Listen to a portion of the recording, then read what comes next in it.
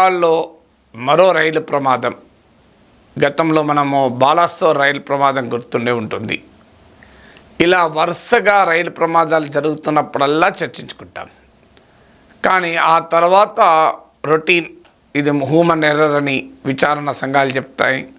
ఏవో తప్పులున్నాయి, సాంకేతికపరమైన లోపాలని, లేదా సాదా లోకో పైలట్ తప్పనో, లేదా చిన్న మెకానిక్ తప్పనో ఎవరి మీద వేసేస్తారు, చేతులు దులుపుకుంటారు, దాని మీద ఒక కమిటీ వేస్తారు, అక్కడికి ఆగిపోతుంది.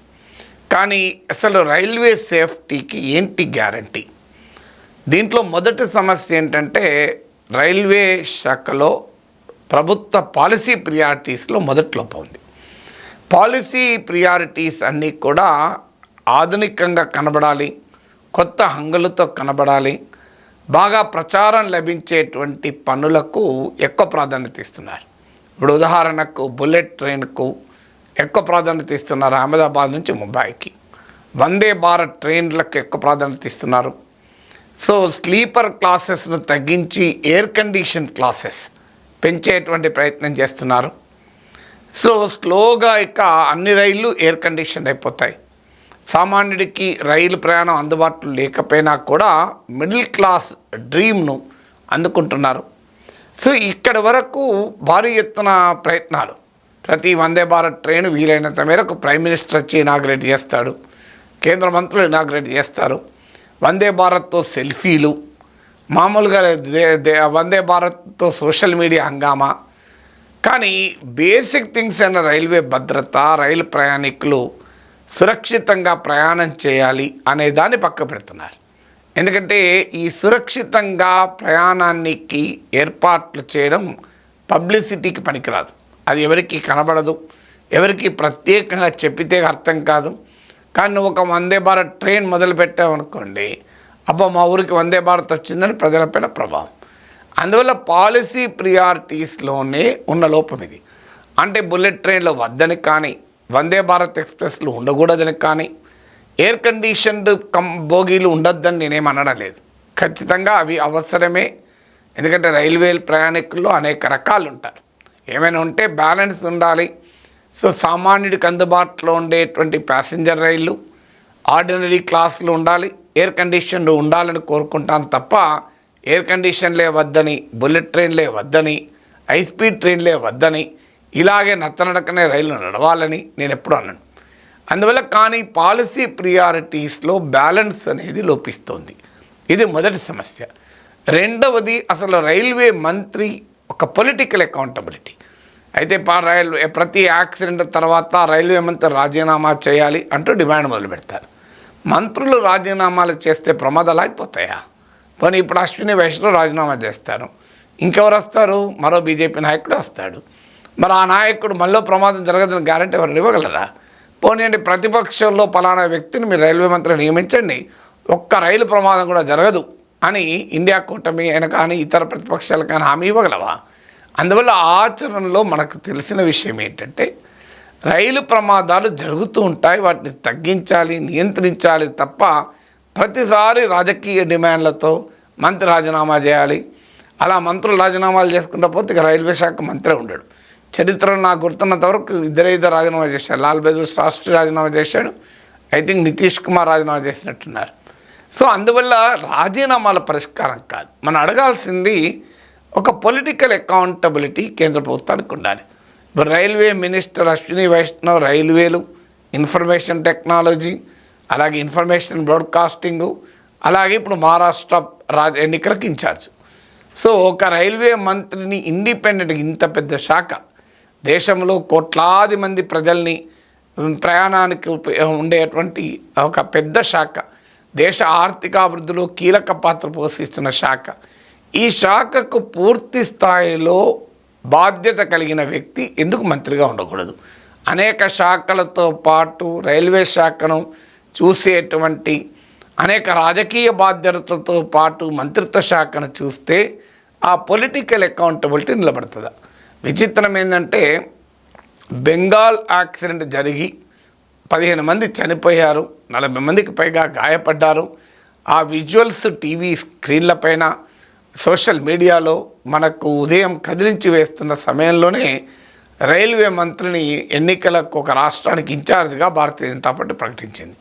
ఈవెన్ సెన్సిటివిటీ ఒక 2 రోజులు ఆగుదాం, అక్కడ యాక్సిడెంట్ జరిగింది కదా, రైల్వే మంత్రికి ముందు ఆ రైలు ప్రయాణికుల భద్రత ముఖ్యం కదా, రాజకీయాలు తర్వాత ఆలోచించవచ్చు అది కూడా అనుకోలే. సేమ్ ఆ యాక్సిడెంట్ జరిగిన రోజే ప్రకటించారు రైల్వే మంత్రిని ఒక రాష్ట్ర అసెంబ్లీ ఎన్నికలకు ఇన్ఛార్జ్గా. ప్రకటించకూడదని నేను అనడం లేదు, కానీ కాస్తంతైనా సెన్సిటివిటీ ఉండాలి కదా. ఇక మూడవది రైల్వే సేఫ్టీ మోడర్నైజేషన్ ఎజెండాలో లేకుండా పోయింది. సో ఒక దేశీయ పరిజ్ఞానంతో రైల్వే సేఫ్టీకి మనకు అనేక రకాల సాంకేతిక పరిజ్ఞానాలు ఉన్నాయి. ఇటీవల కాలంలో 2022 మార్చ్ నుంచి కవచ్ అనే ఒక టెక్నాలజీని డెవలప్ చేశారు. ఈ కవచ్ కనుక ఇన్స్టలేషన్ చేస్తే ఈ నిన్న జరిగిన యాక్సిడెంట్ లాంటివి ఒక రైలు మరో రైలును ఢీకొనవు. దీన్నే యాంటీ కొలిజన్ ఎక్విప్మెంట్ అంటారు. సో ఒకవేళ కనుక ఇప్పుడు నిన్న జరిగిన రైలుకు ఆ గూడ్స్ ట్రైన్కు కవచ్ కనుక అమర్చి ఉంటే ఇవాళ ఆ యాంటీ కొలిజన్ అయ్యే అవకాశమే లేదు ఢీకొనడానికి. కానీ ఇప్పటి వరకు కవచ్ 1400 కిలోమీటర్ల దూరం మాత్రమే కవచ్ సిస్టమ్స్ ఇన్స్టాల్ అయినాయి. ఇది మొదలుపెట్టినప్పుడు ఏడాదికి ఒక 3000 కిలోమీటర్లు 3000 కిలోమీటర్స్ అన్నా ఇన్స్టాల్ చేస్తాము అని ప్రణాళికలు వేసుకున్నారు. ఆ లెక్కనైతే ఒక 6000 కిలోమీటర్లు ఇప్పటివరకు ఇన్స్టలేషన్ కావాలి. బాలాసోర్లో భారీ యాక్సిడెంట్ 130 మందికి పైగా చనిపోయినప్పుడు కూడా ఈ చర్చ వచ్చింది. కవచ్ కనుక ఇన్స్టాల్ అయ్యి ఉంటే యాక్సిడెంట్ జరిగేది కాదని. ఇప్పుడు నిన్న కూడా బెంగాల్ ఇన్సిడెంట్ జరిగాక కూడా అదే చర్చ. కవచ్ కనుక ఈ లైన్లో ఇన్స్టాల్ అయ్యి ఉంటే ఈ యాక్సిడెంట్ అయ్యేదే కాదు.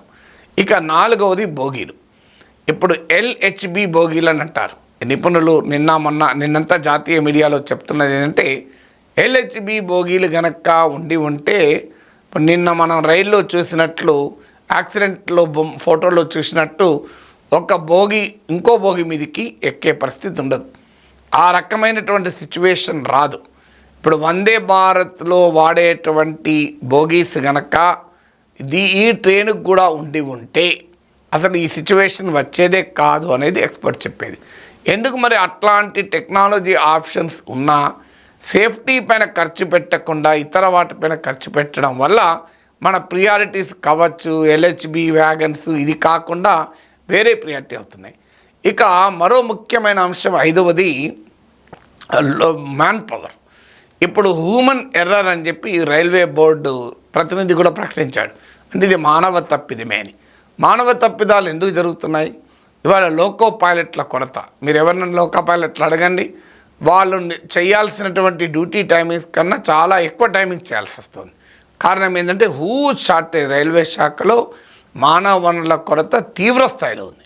దాని ఫలితంగా ఏం జరుగుతుంది అంటే ఎవరైనా మనుషులే. ఇప్పుడు మనకు వాళ్ళు నడిపించేప్పుడు 8 గంటలు డ్రైవింగ్ కాకుండా 16 గంటలు పెట్టామనుకోండి డ్రైవర్ను, ఆ డ్రైవర్ ఎప్పుడోసారి నిద్ర వస్తుంది, ఎప్పుడోసారి ఖచ్చితంగా యాక్సిడెంట్ చేస్తాడు. అందుకే మీరు డ్రైవర్లకు సరైనటువంటి శిక్షణ ఉండడమే కాదు, వారికి సరిగైన పని ఒత్తిడి కూడా జాగ్రత్త పడాలి.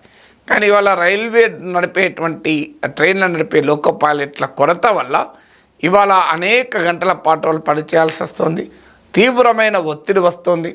అలాగే ఆరవది మీకు ట్రాక్ మోడర్నైజేషన్. మనకు ట్రాక్ల పైన రైళ్ళ సంఖ్య పెరిగింది, రైళ్ళ స్పీడు పెరిగింది.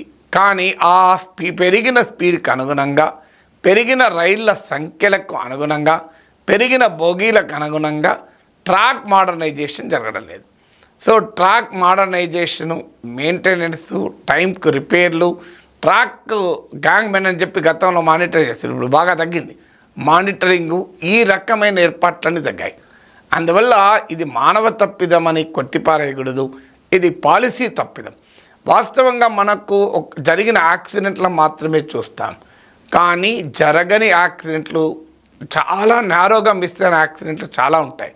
దీనిపైన డిజిటల్ డేటాబేస్ ఉంటుంది. అంటే ఇలా మైన్యూట్గా తప్పిపోయిన యాక్సిడెంట్ల గురించి డేటా ఉంటుంది.